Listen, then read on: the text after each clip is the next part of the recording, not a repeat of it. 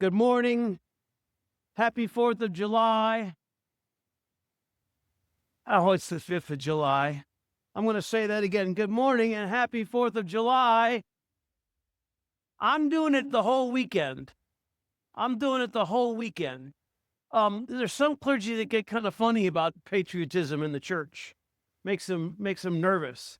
I sent Jordan a text yesterday and said, if you want to meet me at the church, we're going to change the altar hangings from green to red. And the reason that I did that is because of the homily that I'm about to give you, and because of the holiday weekend that we're celebrating, but also because, and thank you too for wearing your red dresses on my right and my left. If you did not know it, if you didn't know it, Independence Day is a major feast day in the Episcopal Church. It's a red letter feast day in the church. It's a day that we're called to think about what it means to love a God and to love a country and to love one another. It's absolutely fantastic. So Jordan and I get here at 7 in the morning, and I did not know that the Amazing Flower Guild at St. David's was preparing over the weekend those altar arrangements on either side. Is that not worth some applause? I mean, really. I'm filled in a sense this morning, and I've got a simple thing to share with you, and the simple thing that I have to share with you has to do with a thought. So I'm going to leave you with a thought. I'm going to leave you with something to think about. And along with that, something to think about, I'm going to offer you an image. Fair enough? And there's a caveat to the thought, and I'll try to get there. And trust me when I say this, the thought that I had this morning and the image that came to me resulted in spending quite a bit of time with this lovely reading from the narrative according to the book of Genesis that we're reading. It's a lovely portion of the story. Isaac finding a wife, his helper going out to the spring to draw water, and along comes Rebecca, and he's thinking, and he says, and my heart leapt within me as I saw him. It's a beautiful, beautiful story. And then we have this fantastic reading from Paul's letter to the Romans. Paul's letter to the Romans was Paul's most mature and articulated theology that comes out in that letter. And did you hear that? It's about how we're divided. It's about how we're in conflict, sometimes with the world, sometimes within ourselves. I want to do one thing, but I end up honking the horn.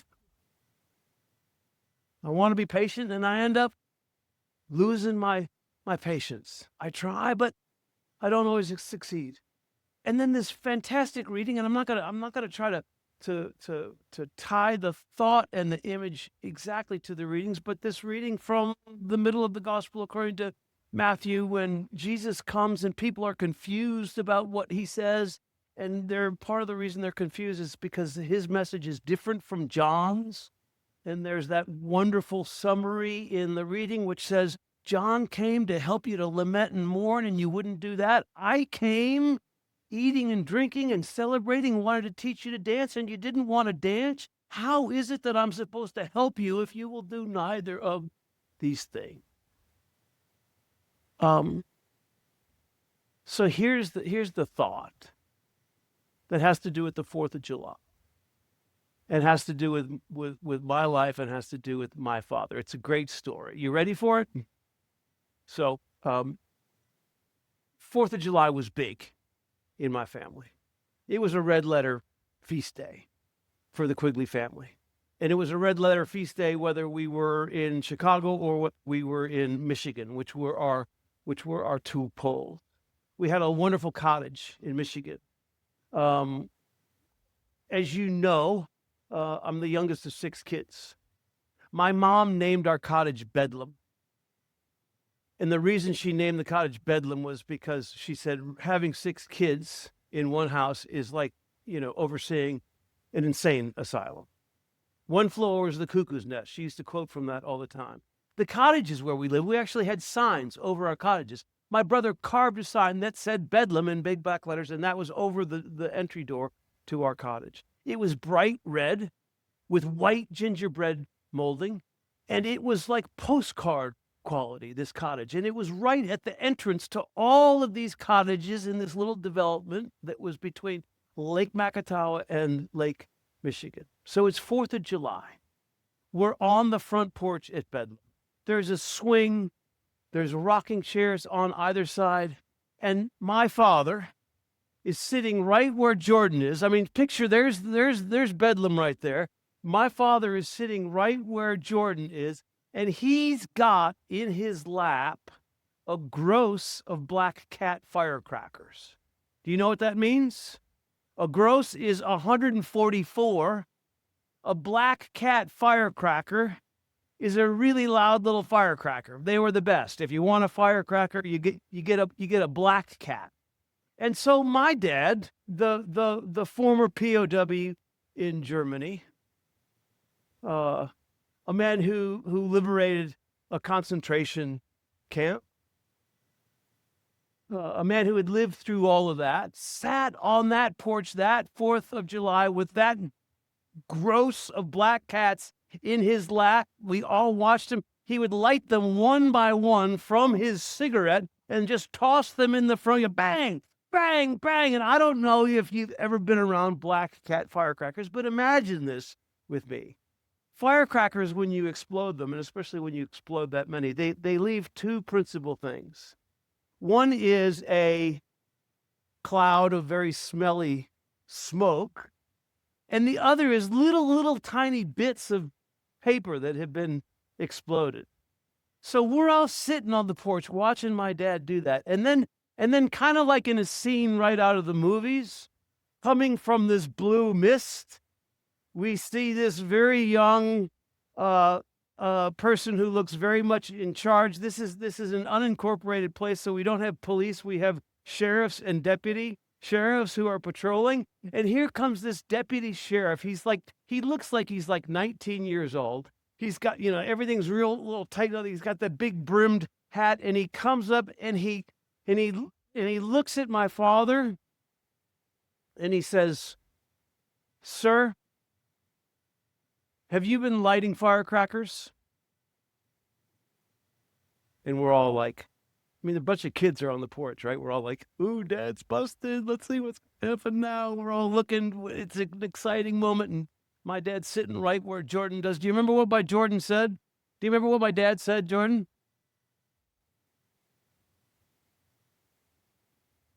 Did you hear that? "Sir, can you explain to me the firecrackers?" First he said, "Firecrackers? What firecrackers?" The guy's standing in the smoke. There's shreds of paper all over the front yard of the cottage. And he says, "Firecrackers?" And it's a real serious moment. What firecrackers?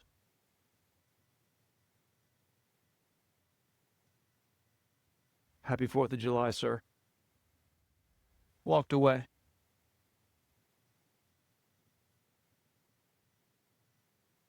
To this day, what I think happened in that moment,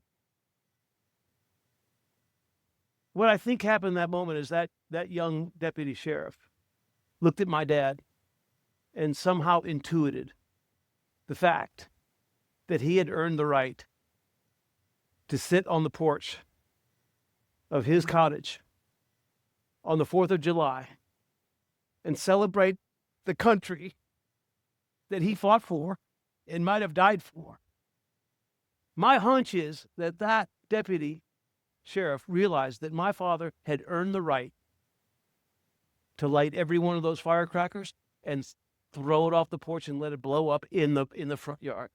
So that's my first thing that I want you to think about. And I want you to do something rather extraordinary, which is put a theological twist on that. What is How do we earn the right to call ourselves Christians? This is a little bit complicated, but you can do it. What gives us the right to say, Our Father, who art in heaven, hallowed be thy name. Thy kingdom come. You know this one, right? Thy will be done on earth as it is in heaven. Forgive us our trespasses as we forgive the trespasses of others. What gives us the right to say that out loud? What gives us the right to say, forgive us our trespasses as we forgive others, is the fact that we have done exactly that. We have forgiven others. There are some things in life that we earn the right to do. Now, there's a caveat to that, and I'm gonna hopefully put that together at the end. Okay, that's what I want you to think about. Now, here's the other image. If you read today's service leaflet from beginning to end, after Rob's fantastic prelude, variations on America, Charles Ives, if you read the musical notes today, I had this overwhelming image as I was preparing to homilize with you this afternoon, and it was or this morning, and it was another image that I got from my father.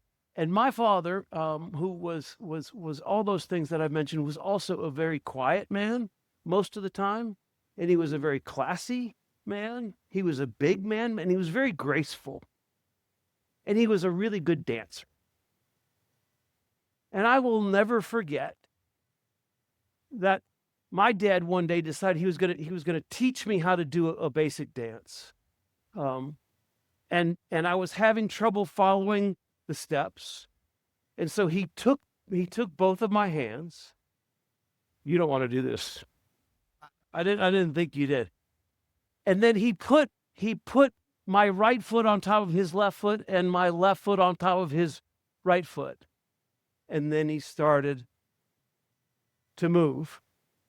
And I remember, I'll never forget, just going woo, up and down and around and turn. And I was dancing on my father's feet.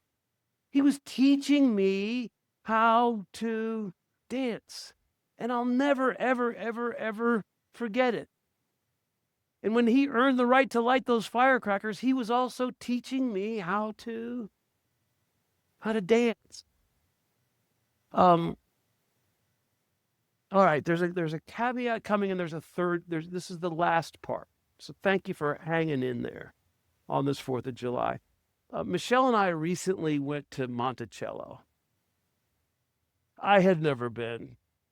It was really quite extraordinary. And it's a timeful year to visit a place like Monticello. We had this amazing guide. You know, we paid the full ticket price to go into the house and to do all those things. I learned more than I've ever known. And then for Father's Day, get it, Father's Day, since we're talking about fathers today, Michelle got me the book by John Meacham, which is a big book about the life of Thomas Jefferson. And I've always known a little bit about Thomas Jefferson, and we all know that this is going back to the Romans reading, that Thomas Jefferson was a person who was inconsistent in some ways. We know that he was a slave holder. What I'm learning in reading this amazing book is not only that was he a slave holder, but his father-in-law, Martha, or Patty as he called her, her father had 6 children with his slave. 6. The oldest was Sally Hemings.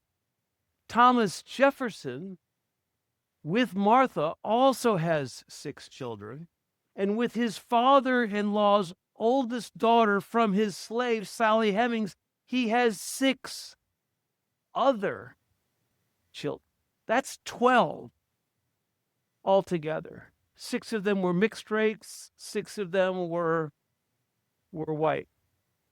4 of his 6 white children did not survive to adulthood. 4 of the children that Jefferson had with Sally Hemings survive to adulthood.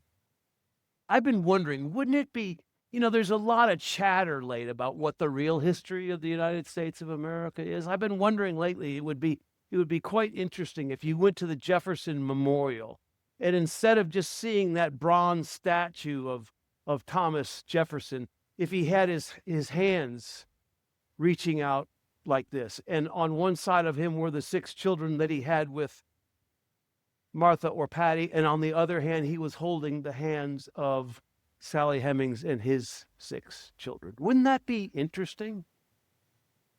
Wouldn't that give us a different picture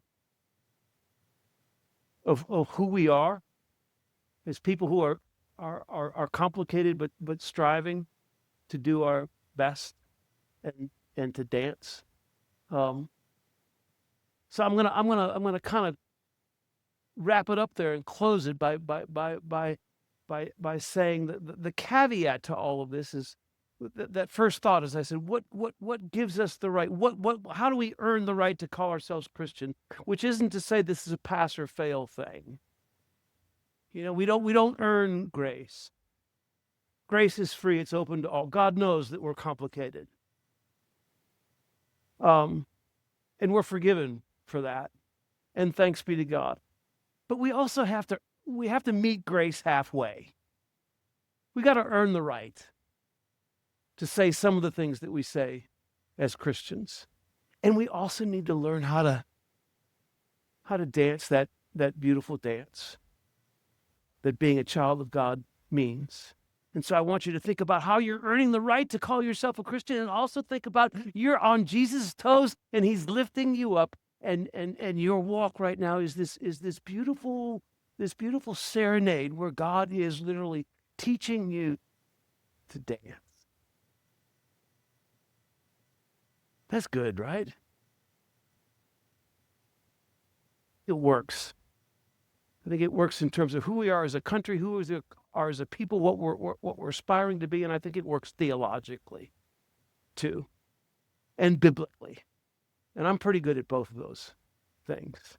I'm so blessed to be here with you on this day when we're celebrating this Red Letter Feast Day of the 4th of July. So let's earn the right to call ourselves Christian together, and let's learn the steps to the dance. Amen.